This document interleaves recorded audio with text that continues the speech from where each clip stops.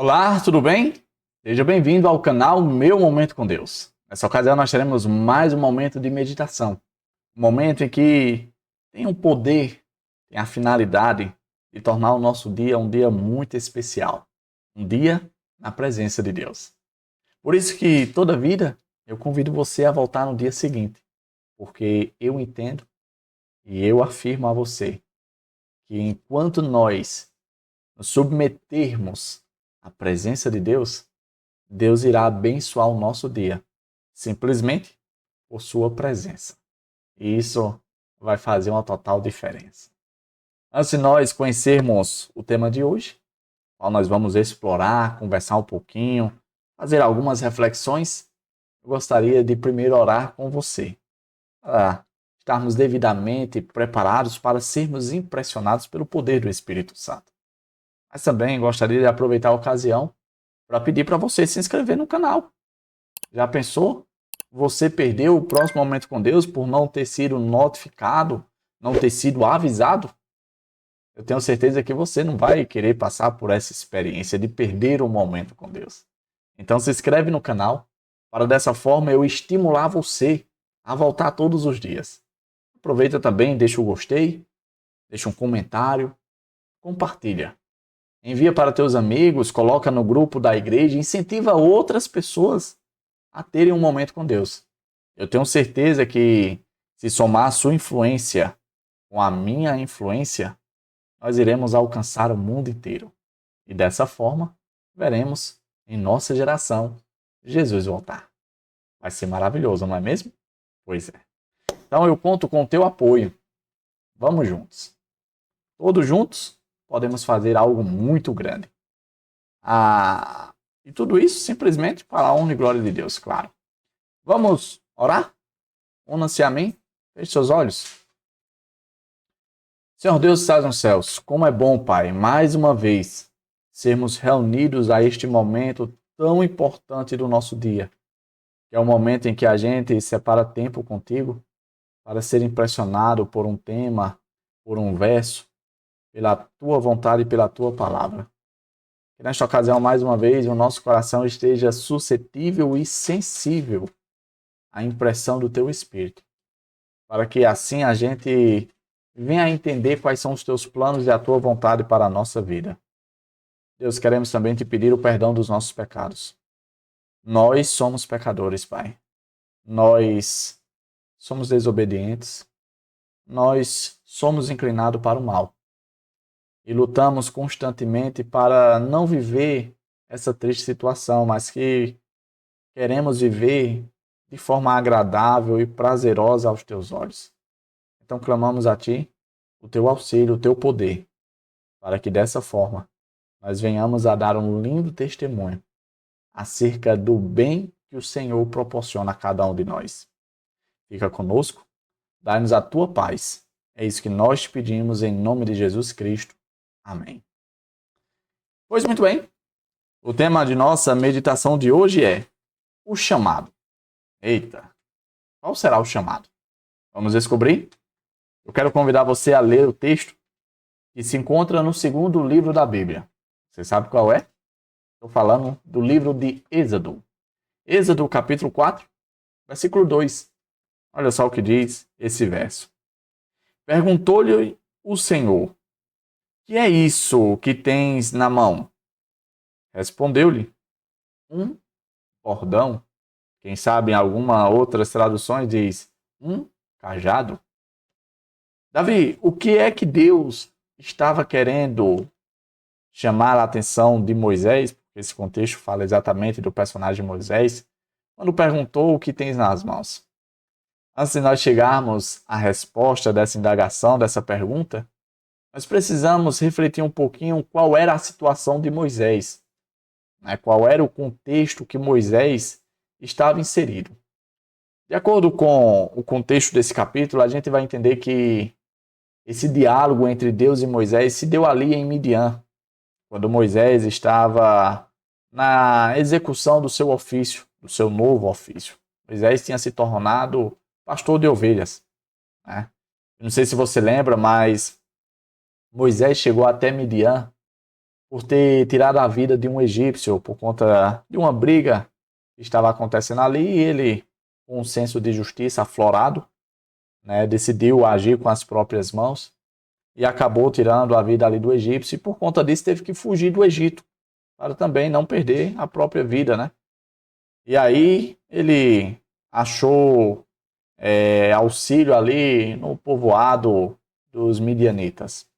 Ali ele constituiu família, ali ele tinha se consolidado, ali ele estava feliz, estava em paz, estava vivendo uma vida tranquila, confortável. Só que um belo dia, cumprindo ali a sua rotina, ele teve um encontro com Deus por meio da sarça, que pegava fogo, mas não se consumia. E aí, dentro do diálogo em que Deus estava comissionando, dando uma missão para ele, Moisés apresentou alguns argumentos para não aceitar o chamado, que inclusive é o tema de nossa meditação de hoje. E aí, enquanto Moisés apresentava os seus argumentos, que podemos dizer, eram até argumentos interessantes, válidos, contundentes, Deus fez essa seguinte pergunta: Moisés, o que é que tem aí na tua mão? Era claro e nítido o que Moisés estava segurando na mão. A gente até pensa, mas que pergunta retórica, né? Deus sabia o que estava na mão de Moisés. O que Deus queria fazer com aquela pergunta era fazer Moisés refletir, pensar. Qual a importância, qual a relevância que o cajado tem? Dentro do contexto, era uma ferramenta de uso do trabalho de quem era pastor. E isso provavelmente fez Moisés refletir que o ofício, a profissão de pastor não era algo bem visto pelos egípcios. A gente, por exemplo, pode usar isso, um contexto como base, a situação da família de José do Egito. Quando os familiares de José foram até o Egito, né, para escapar da fome que estava acontecendo ali nas mediações, José, ele evitou dizer para o faraó que os parentes cuidavam de ovelha. Por quê? Porque não era uma profissão bem vista pelo Egito. O Egito não valorizava. Embora os faraós, os deuses egípcios, fossem retratados, fossem pintados, fossem exaltados, utilizando nas mãos cajados e malho, ou seja, ferramentas do uso do ofício do pastor. Então, tudo isso passou pela cabeça de Moisés. E o que Deus quis trazer à tona com isso era exatamente que, embora ele tivesse fugindo do contexto do Egito, o Egito, nesse aspecto, estava bem próximo dele, que ele não tinha conseguido fugir. Um outro aspecto muito importante é que, quando Deus pergunta sobre o que tem na mão, Deus também faz um pedido para ele, dizendo que era para lançar o cajado no chão, para Deus mostrar o poder que iria acompanhar Moisés na missão que ele estava sendo chamado, comissionado. Quando Moisés atende ali o pedido de Deus, o cajado se transforma em serpente. E a atitude natural de Moisés, quando isso aconteceu, foi de fugir. Só que aí Deus exorta e diz: epa, calma, meu amigo, você está comigo. Não fuja da serpente. Mas, pelo contrário, pegue na cauda da serpente. O pedido de Deus não era algo natural, porque todo mundo sabe que uma maneira de imobilizar a serpente, de deixar ela vendida, é pegando por trás de sua cabeça. E ali ela não vai ser algo ameaçador, pois vai estar imobilizada. Pegar pela cauda não é algo natural. Mas essa era exatamente a forma como os magos do Egito lidavam com as suas magias. Quer dizer, Davi, que Deus estava endossando as crenças pagãs? Não, não era isso. Deus estava se utilizando da cultura egípcia, que era algo bastante conhecido por Moisés, para mostrar para Moisés que Moisés não estaria sozinho nessa missão, que Deus estaria junto com ele, comprometido, sem abandonar, sem deixar. Não, Deus estaria com ele, lhe dando tudo o que fosse preciso para que essa missão fosse bem sucedida. Em outras palavras, o que Deus estava chamando Moisés era o seguinte: olha, embora você será a pessoa, o instrumento na terra que vai cumprir essa missão, o êxito dessa missão não vai estar sobre os seus ombros. Quem vai garantir que a missão seja bem sucedida será eu. Eu só preciso que você esteja disponível para somar a sua boa vontade com o meu poder. Você quer ter essa experiência compartilhada do sucesso e das bênçãos de Deus? O que a meditação quer chamar a minha e a sua atenção hoje, meu amigo e minha amiga, é que todos nós recebemos um chamado, uma missão para cumprir. E muitas vezes eu e você podemos fazer como Moisés, apresentar argumentos até válidos, quem sabe mostrar para Deus: olha Deus, esse é meu ganha-pão, eu não tenho disponibilidade, eu estou ocupado, né? Eu tenho o que fazer, eu não posso cumprir a missão que o Senhor está me propondo. Eu tenho outras coisas importantes, eu tenho uma família para sustentar, eu tenho responsabilidades para arcar. Eu não posso deixar de lado o que Moisés falou: olha, esse é meu trabalho, eu tenho uma família. Moisés apresentou vários argumentos: olha, eu sou gago, eu não sei falar. Olha, eu sou um fugitivo, eu sou um fora da lei. Argumentos válidos. Quem sabe eu e você estamos utilizando desses argumentos para não atender ao chamado que Deus faz ao meu e ao seu coração na meditação de hoje. O que Deus está querendo mostrar para mim e para você é que a missão e o êxito dessa missão não é meu, nem é seu, mas é do próprio Deus. Hoje mesmo eu estive conversando com minha mãe e falando com ela sobre uma preocupação que eu tinha no passado com relação ao crescimento do canal. E aí eu falei para ela que Deus tinha me mostrado com o tempo, né, que o êxito do sucesso desse canal não é algo que será proveniente dos meus talentos e dons. Não.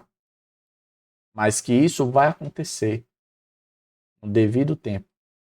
Não para a minha honra nem para a minha glória, mas para a honra e glória de Deus. O que cabe à minha pessoa é comparecer todos os dias e fazer aquilo que Deus colocou diante de mim para fazer.